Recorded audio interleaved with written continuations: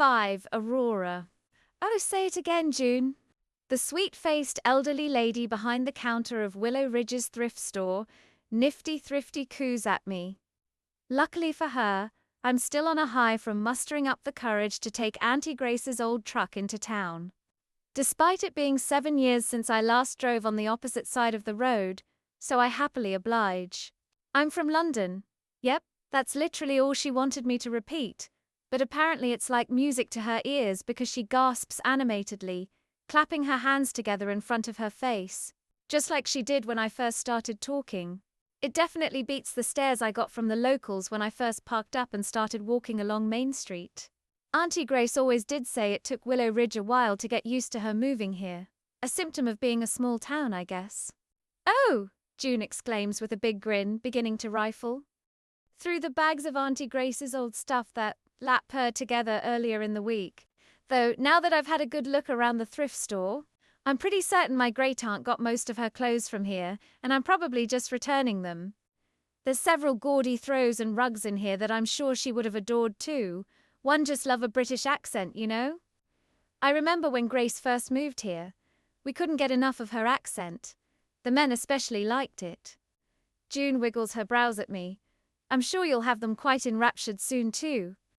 I have to force my smile out this time, aware that she doesn't quite realize that firstly, Auntie Grace was in her 40s when she moved here, so unless I'm looking for a silver fox, I don't think I'd be attracting the same men she was. And secondly, I'm currently knee-deep in post-heartbreak self-depreciation, and meeting someone is the last thing on my mind. What is on my mind right now is the fact that I've only got one scheduled social media post left before I have to start making up content again. One more post to carry on this facade that I'm still the happy, self-assured woman I've always claimed to be. And the biggest joke of all is that it's one I made ages ago on manifestation techniques to attract the perfect partner. Maybe I should give it another read myself. Clearly I didn't do a very good job of it last time. That's what forced me to finally venture into the main town of Willow Ridge today, to run some errands with the hopes of distracting myself, and maybe finding some inspiration in a thrift shop. Honestly though, I wish I'd come into town earlier. I couldn't contain my laughter as I drove down the streets, realizing that Willow Ridge hasn't changed a bit since I last visited.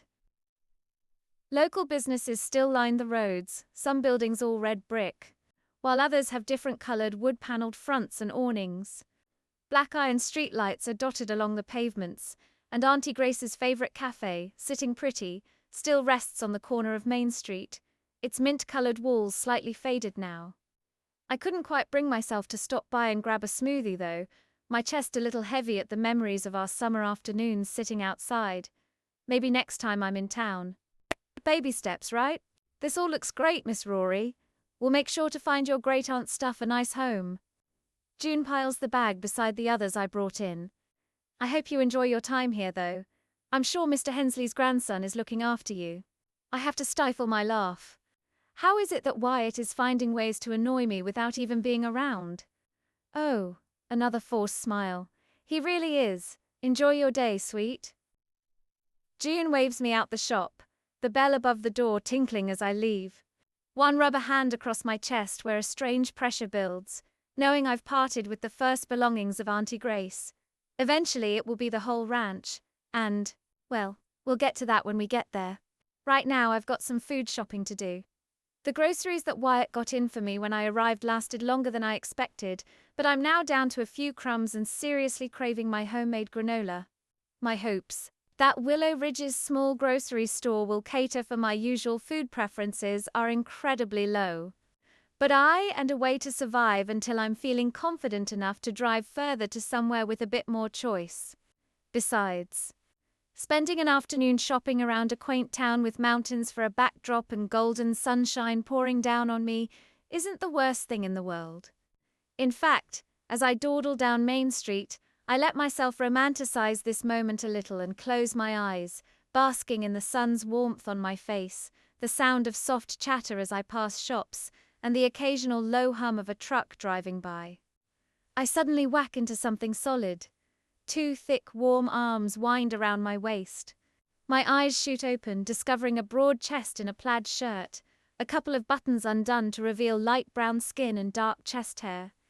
A heady scent of leather and pinewood encompasses me, and I let myself breathe it in, relishing the way it seems somewhat familiar.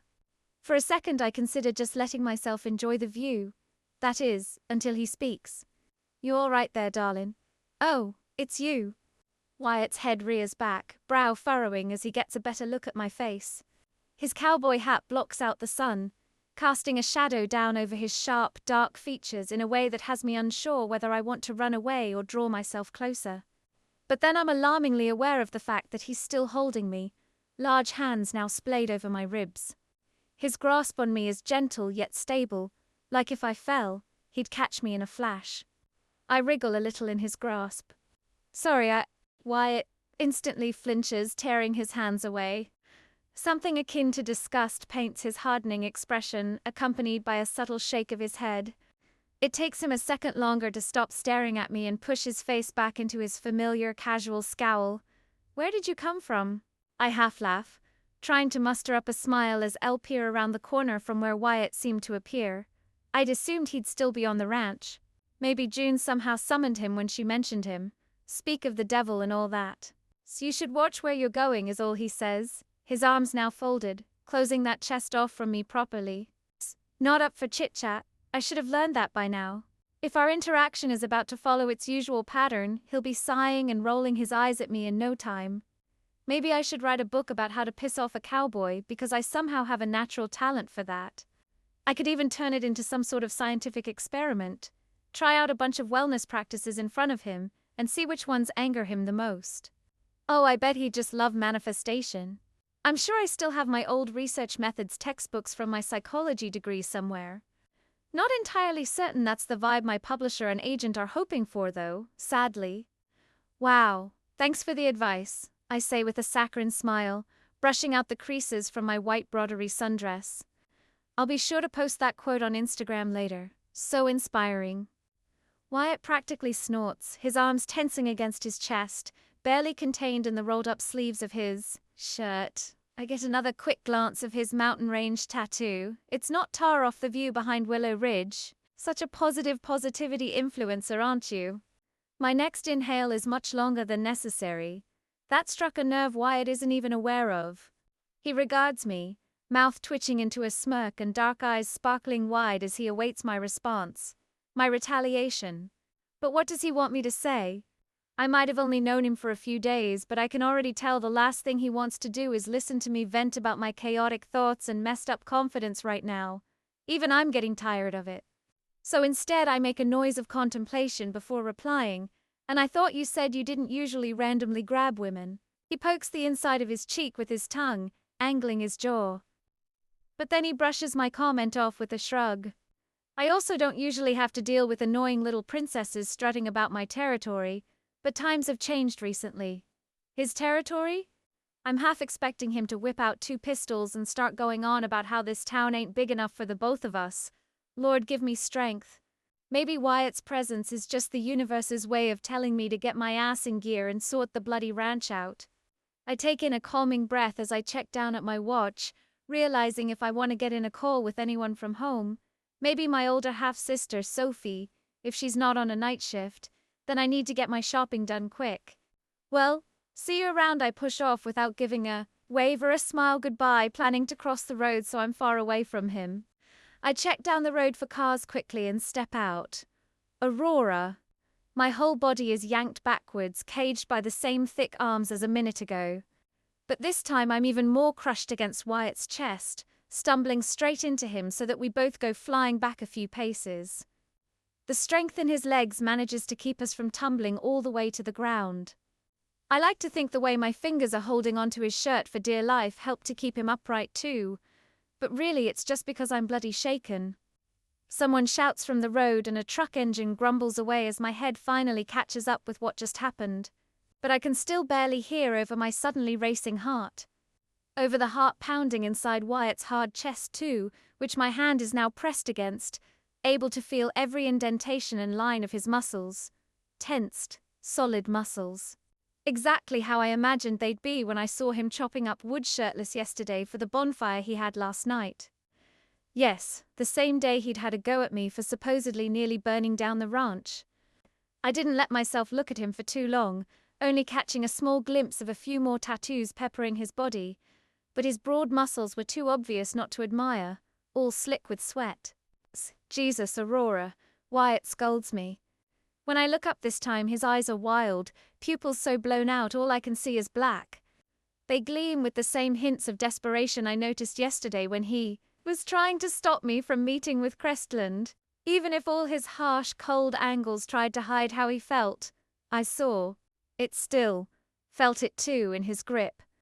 I've recognized that same desperation in my own expression plenty of times when I've been begging my reflection in the mirror to just find a way to get back on track, to be able to write and feel like the Rory Jones I used to be.